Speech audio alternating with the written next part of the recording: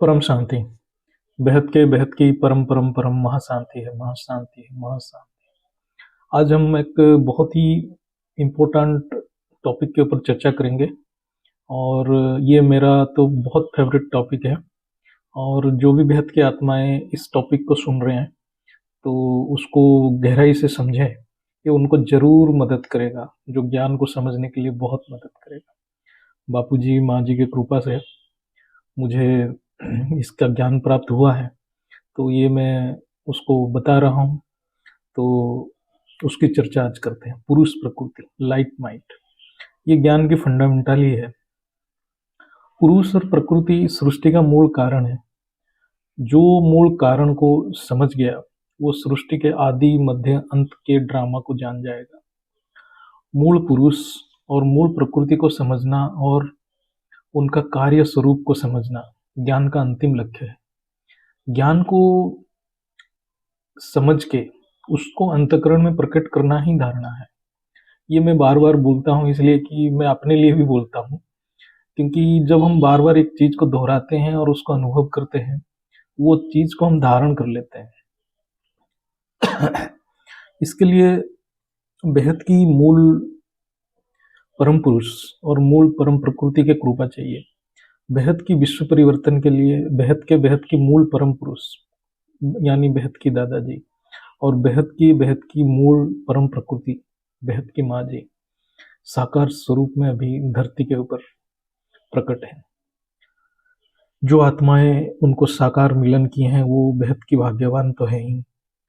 ये अनंत सृष्टि में केवल कुछ गिने चुने आत्माएं साकार मिलन बना सकते हैं। मतलब सच में ये आत्माएं बहुत ही भाग्यशाली है। मैं जब ज्ञान की दृष्टि में सोचता हूँ मेरे को बहुत ही आश्चर्य होता है। करोड़ों करोड़ों आत्मा के अंदर सिर्फ कुछ इतने कम संख्यक साधारण, बाहर से साधारण, सामाजिक रूप में भी साधारण ऐसे आत्माएं बापूजी से मिलने आ जाते हैं। चलिए अभी हम पुरुष प्रकृति के विज्ञान की चर्चा करेंगे। आध्यात्मिक विज्ञान है। पुरुष प्रकृति और संकल्प ये एक दूसरे से जुड़े हुए हैं। पुरुष और प्रकृति का संबंध अटूट है, अविनाशी है, चिरंतन है।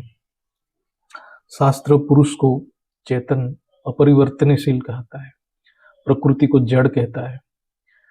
मूल पुरुष और मूल प्रकृति अविभाजनीय है यानी इंडिविजिबल है।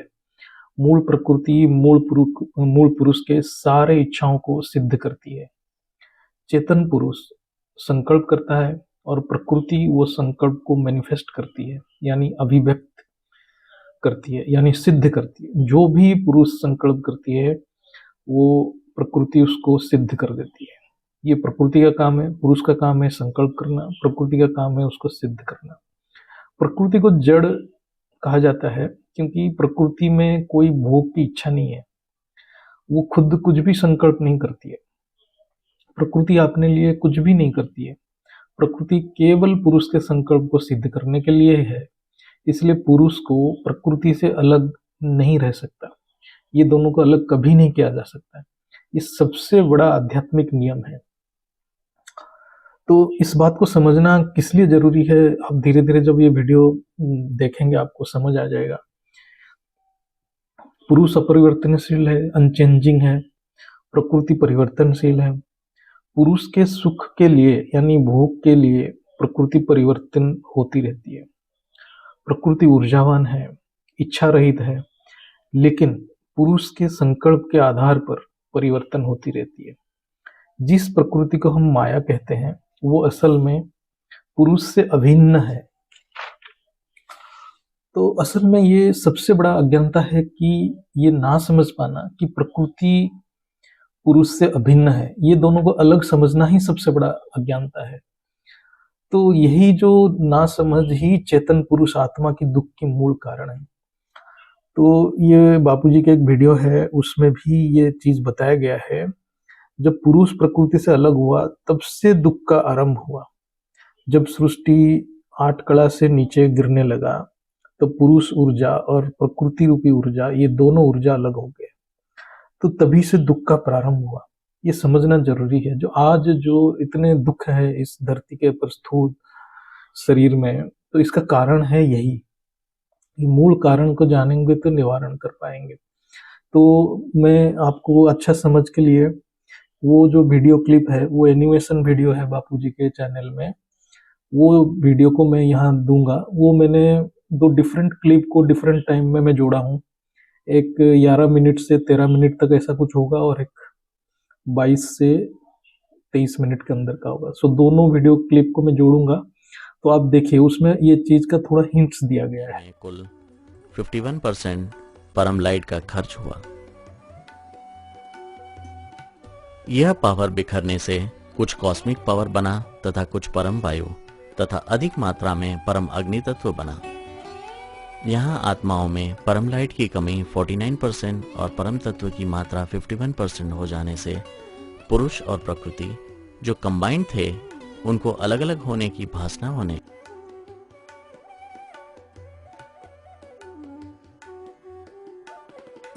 कुछ समय के बाद पूर्ण रीत से अलग हो गए।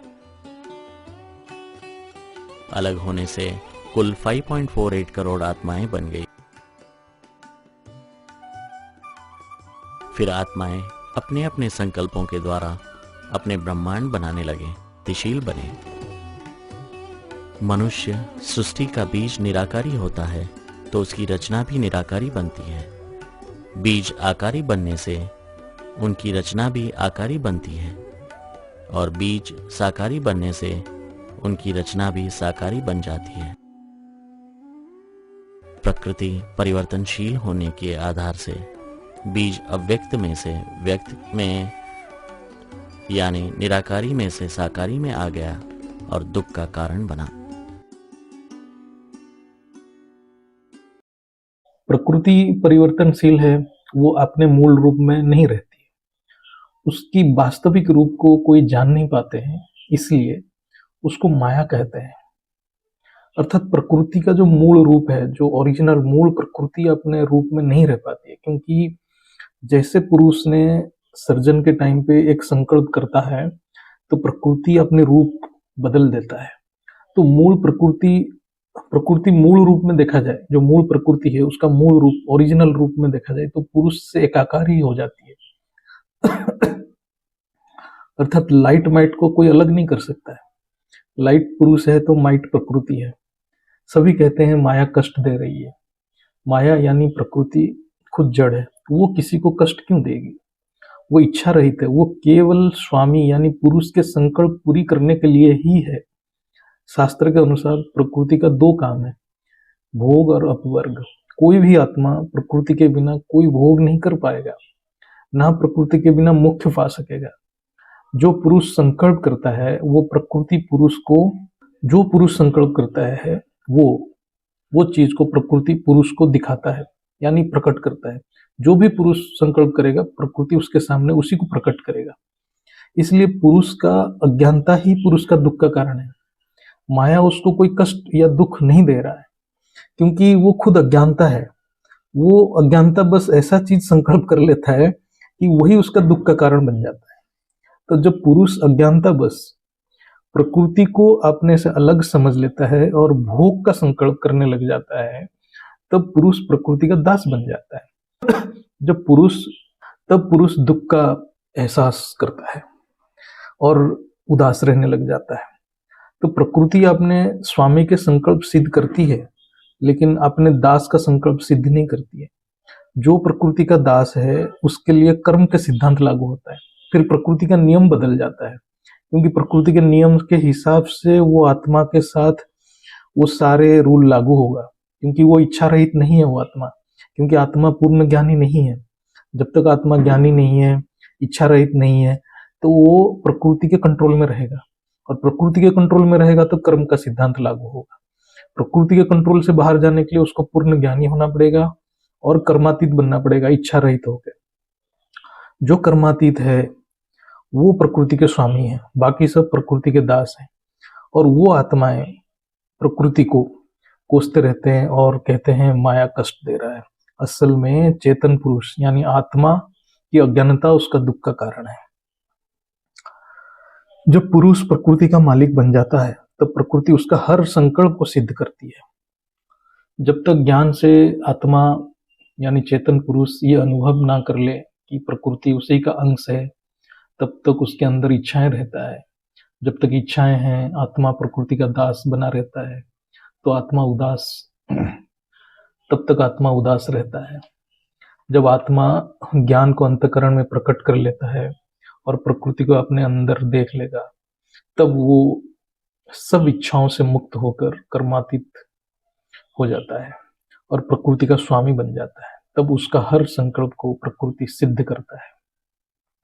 दादाजी ये जो बेहद की ज्ञान हम सबको दे रहे हैं, सारे बेहद के बच्चे जो ज्ञान को ग्रहण कर रहे हैं, ये आत्माओं को प्रकृति के मालिक बनने का ज्ञान दे रहे हैं। जब चेतन पुरुष यानी आत्मा ज्ञान योग साधना से परफेक्ट बन जाता है, यानी पूरा ज्ञानी बन जाता है, वो पुरुष प्रकृति के स्वरूप के अंदर प्रकट कर लेता है और इच्छा मात्र अविद्या को सिद्ध कर लेता है अंतःकरण में, तब वो आत्मा पुरुषोत्तम आत्मा बन जाता है। तब उसके एक संकल्प मात्र से ही विश्व परिवर्तन हो जाता है। ये बेहद की पढ़ाई है और बेहद की एक्सपेरिमेंट है। ये ऑलमाइटी अथॉरिटी कर रहे हैं। इसको थोड़ा गहराई से समझिए, ये बहुत ही अच्छा ज्ञान है। अच्छा, आज की पुरुषार्थ में कुछ इंपॉर्टेंट पॉइंट है जो ये पुरुष प्रकृति के ज्ञान के ऊपर आधारित है, जिसको हम सब अभ्यास करेंगे तो अपने परम लक्ष्य तक बहुत जल्द पहुंच जाएंगे। पॉइंट नंबर 1, प्रकृति को देख के रिएक्ट ना करें, यानी कोई भी परिस्थिति से प्रभावित होकर प्रतिक्रिया ना करें, क्योंकि ये प्रकृति का जो दृश्य है, जो भी परिस्थिति है, ये हमारा ही अंश है, मतलब हमारा ही कारण है, हम ही उसके कारण है। जब हम ज्ञान से इच्छा रहित बनेंगे तो प्रकृति अपने आप शांत हो जाएगा, ये और ये परिस्थिति अपने आप हट जाएगा। तो इसके लिए धैर्य चाहिए। 2 नंबर पॉइंट, हर पल अपने मूल स्वरूप को ज्ञान द्वारा बुद्धि में रखो, इसलिए रोज ज्ञान का अभ्यास करो। सेवा से भी ज्ञान का रिवीजन होता है। मतलब आप जब वीडियो लाइक करते हो, सुनते हो दादाजी के वीडियो, तो वो भी सेवा है, लेकिन ये सेवा से बच्चों को ही फायदा होता है ज्ञान का रिवीजन होकर, सो दैट वो अपने बुद्धि को मूल स्वरूप में रख सकता है। 3 नंबर, सब कुछ अपने रूल के हिसाब से हो रहा है, यानी माया को जो भी करना है करने दो, कोई गलत या सही नहीं है, क्योंकि सभी अपनी वास्तविक स्वरूप में नहीं है और अभी सभी प्रकृति का दास हैं। प्रकृति का दास हैं तो अभी कर्म के सिद्धांत चलेगा, इसलिए इसमें इमोशनल होने का जरूरत ही नहीं है। 4 नंबर, हर चीज के कारण को जानने की कोशिश करो, इसलिए बुद्धि का और ज्ञान का और बाप को याद करने का अभ्यास रखो।